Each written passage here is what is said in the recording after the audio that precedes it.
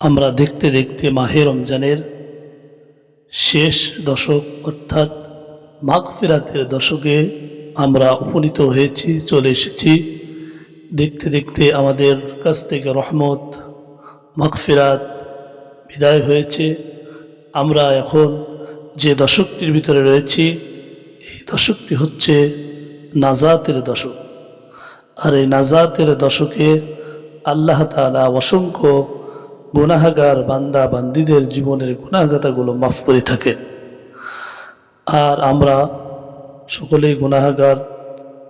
আজকে যে জিকিরটা বলতে চাচ্ছি, এই জিকিরটা যদি আপনি আমি করতে পারি, ছোট্ট ছোট্ট 10টি জিকির, এই জিকির করতে পারলে আল্লাহ তাআলা এই মাগফিরাতের দশকে আমাদের সকলের জীবনের সকল গুনাহগুলো মাফ করে দেবেন এবং আমাদের যাদের রিজিকের কষ্ট রয়েছে সকল রিজিকের কষ্টগুলো আল্লাহ তাআলা দূর করে দিবেন। এই 10টি জিকির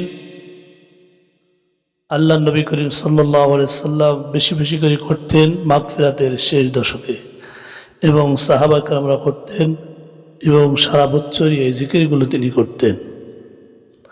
এই জিকিরগুলো হচ্ছে সর্বপ্রথম যে জিকিরটা আল্লাহ নবী করিম সাল্লাল্লাহু আলাইহি সাল্লাম করার কথা বলতেছিলেন, এই জিকিরটা হচ্ছে 100 বার সুবহানাল্লাহ সুবহানাল্লাহ সুবহানাল্লাহ, এইভাবে 100 বার তিনি সুবহানাল্লাহ পড়তেন। সুবহানাল্লাহ পড়লে কি হয়? আল্লাহ তাআলা খুশি হন এবং বান্দাবান্দির উপরে আল্লাহ তাআলা রহমত নাজিল হতে থাকে। এই সুবহানাল্লাহ অনেক বেশি ফজিলত রয়েছে। তৃতীয় নম্বরে আলহামদুলিল্লাহ আলহামদুলিল্লাহ পড়তে হবে 100 বার।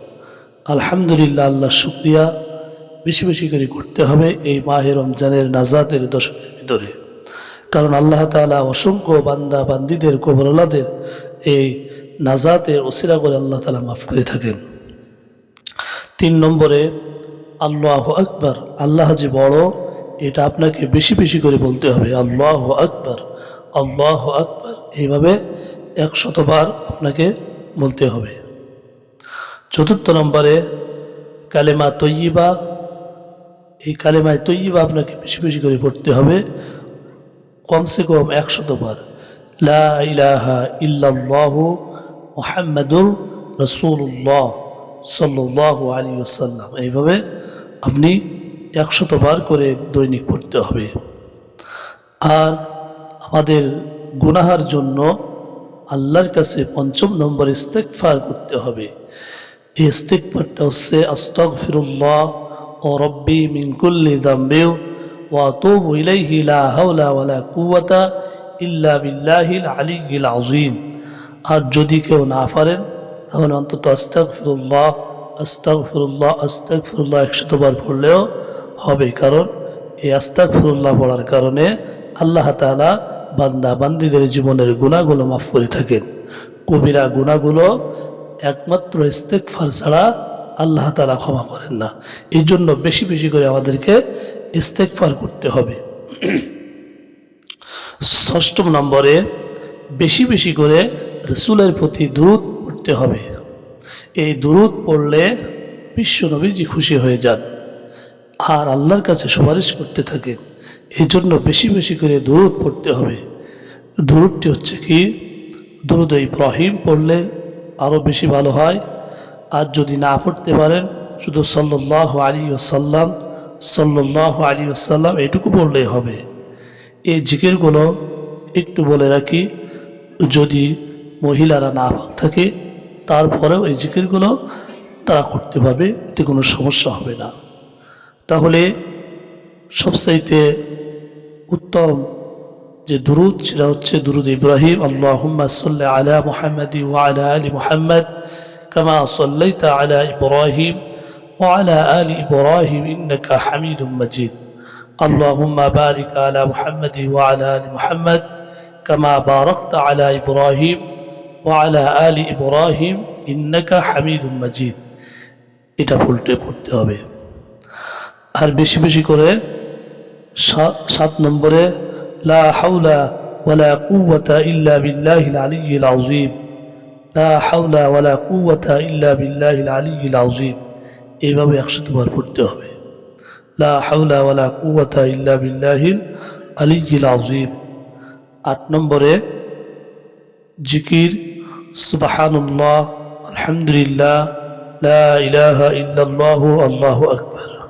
সুবহানাল্লাহ, আলহামদুলিল্লাহ, সুবহানাল্লাহি ওয়া বিহামদিহি, সুবহানাল্লাহিল আযীম। এই জিকিরটা বেশি বেশি করতে হবে। সুবহানাল্লাহি ওয়া বিহামদিহি, সুবহানাল্লাহিল আযীম। আল্লাহর প্রশংসা বেশি বেশি করে এই নাজাতের দশকে করতে হবে, কারণ আল্লাহ তাআলা এই নাজাতের দশকে একেবারে আসমানের দরজাসমূহ খুলে রাখেন বান্দা বান্দীদের দোয়াগুলো আল্লাহর আরশ পর্যন্ত পৌঁছানোর জন্য।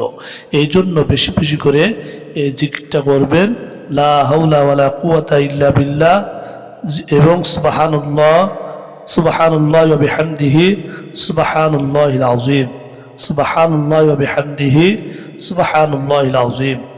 9 নম্বরে বেশি বেশি করে আমাদের বালা মুসিবত এবং আমাদের দুঃখ কষ্টের জন্য দোয়া ইউনুস পাঠ করতে হবে। দোয়া ইউনুসটা হচ্ছে কি, লা ইলাহা ইল্লা আনতা সুবহানাকা ইন্নী কুনতু মিনাজ জালিমিন। এভাবে 100 বার পড়তে হবে। আর যেহেতু আমরা অনেকেই রয়েছি আমরা কোরআন পড়তে পারি না, সেহেতু আমাদের কোরআন খতমের সব প্রত্যেকের আমলনামায় প্রয়োজন রয়েছে। এই প্রয়োজনের খাতিরে বেশি বেশি করে সূরাতুল ইখলাস পাঠ করতে হবে, কারণ বিশ্বনবী সাল্লাল্লাহু আলাইহি সাল্লাম বলেন যে ব্যক্তি সূরাতুল ইখলাস 3 বার পাঠ করে ওই ব্যক্তির আমলনামায় আল্লাহ তাআলা 1 খতম কোরআন শরীফের সওয়াব দান করে দেন। সুবহানাল্লাহ। এই জন্য বেশি বেশি করে সূরাতুল ইখলাস তেলাওয়াত করতে হবে।